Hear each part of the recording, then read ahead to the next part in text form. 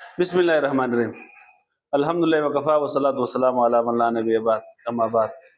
میں ہوں حنیف خان اور آپ دیکھ رہے ہو ہمارے یوٹیوب چینل، اور جس میں ہمارا یہ تیسرا سبق ہے نفس کے موضوع کے متعلق۔ ہم نے کہا تھا کہ نفس کے دو قسمیں مین، ایک ہے مفرد، دوسرا ہے مرکب۔ مفرد کے ہم نے دو اسباق بیان کیے، پارٹ 1 اور پارٹ 2 کے حساب سے۔ اب اس کا یہ تیسرا ہے، اور اسی میں انشاءاللہ مفرد کے جو احکام ہے وہ ختم ہو جائے گی۔ تو اس میں سے جو ہم نے جنس سادس تک ہم نے اس کے متعلق تقریر کی تھی، ابھی ہم بیان کریں جنس سابع۔ ابھی جنس سابع کیا ہے؟ ساتویں جنس کیا ہے؟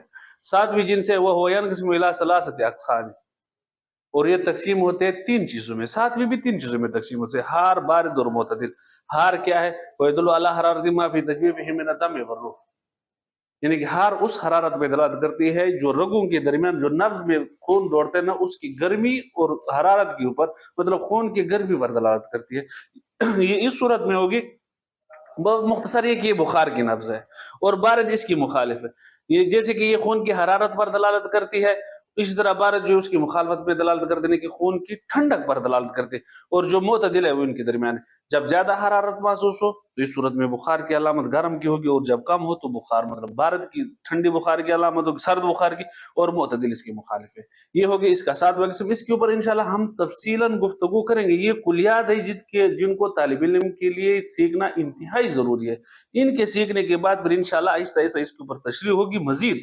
تو تشریح میں بھی اس کے مختلف مطلب ان کو مختلف اوقات میں مختلف حساب سے اس کی کبھی گرم سے، اگر نبض گرم ہوگا تو اس میں کیا کیا کس کس چیز پر دلالت کرتے ہیں، اور اگر نبض بارد ہوگا تو وہ کس کس چیز پر دلالت کرے، انشاءاللہ اس کی تشریح بعد میں ہوگی۔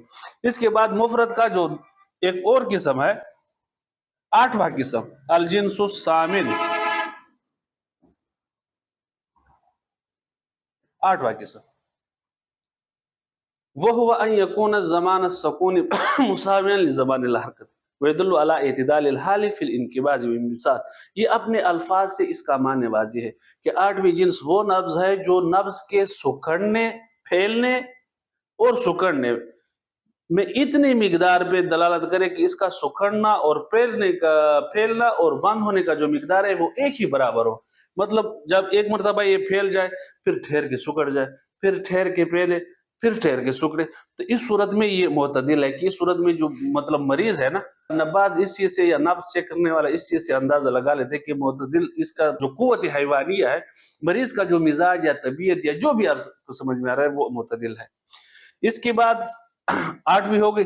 8ویں کے بعد ہے الجنس التاسع، 9ویں جنس۔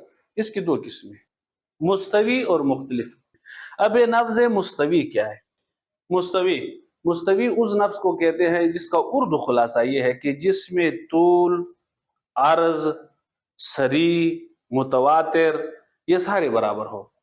جب نباز چیک کرتے ہیں نا، اس میں تو ہم فی الحال مفرد ایک ہی قسم کو بیان کر رہے ہیں، جب ہم مرکب بیان کریں گے ان میں یہ سب اقسام ایک ہی نبض میں آئیں گے۔ تو ان سب قسموں میں تقریباً کم از کم 5 سے 6 قسموں میں وہ برابر سرابر چلی آ رہی ہو، تو اس صورت میں وہ مستوی ہے۔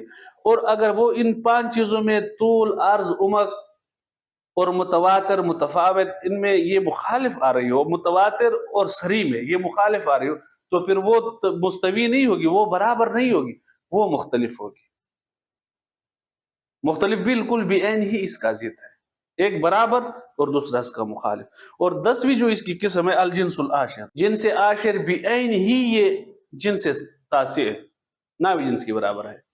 مثل ہے وہ اس صورت میں کہ اس کی 2 وہ ینقسم الی منتظم مختلف اور منتظم غیر مختلف۔ اس کے عربی یہ ہے وہ متشابہ فی جمیع اجزائہ ویدل یخاف، جو یہ غیر منتظم اس کی مخالف ہے۔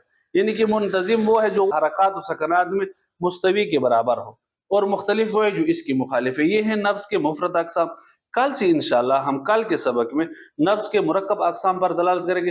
اس کے بعد پھر انشاءاللہ آہستہ آہستہ موقع محل کے مطابق ہم ان کی تشریح بھی کریں گے، اور انشاءاللہ ہم اس کے لیے مزید جو وضاحت ہوگی کہ بھئی اگر کسی کا نبض طویل ہوگا تو اس میں کون سی بیماری ہے یا وہ کس چیز پہ دلالت کرتے ہیں، اگر وہ سریع ہوگا تو وہ کس چیز کے اوپر ہے، اگر وہ متواتر ہوگا تو اس سے کیا مراد ہے، اگر وہ کبھی ہوگا تو کبھی کے لیے کیا شرائط ہے انشاءاللہ ہم کل اس کے اوپر گفتگو کریں گے۔ تو اس میں انشاءاللہ آپ نے ہمارے ساتھ تعاون کرنا ہے، لائک شیئر اور سبسکرائب کے بارے میں انشاءاللہ زندگی رہی تو وقتاً فوقتاً ملاقات ہوتی رہے گی۔ آپ نے ہمارے ساتھ تعاون کرنا ہے، ہم نے آپ کے ساتھ تعاون کرنا ہے، انشاءاللہ طب آپ کے دہلیز پہ ہوگی، اللہ نے چاہا تو۔ السلام علیکم ورحمۃ اللہ۔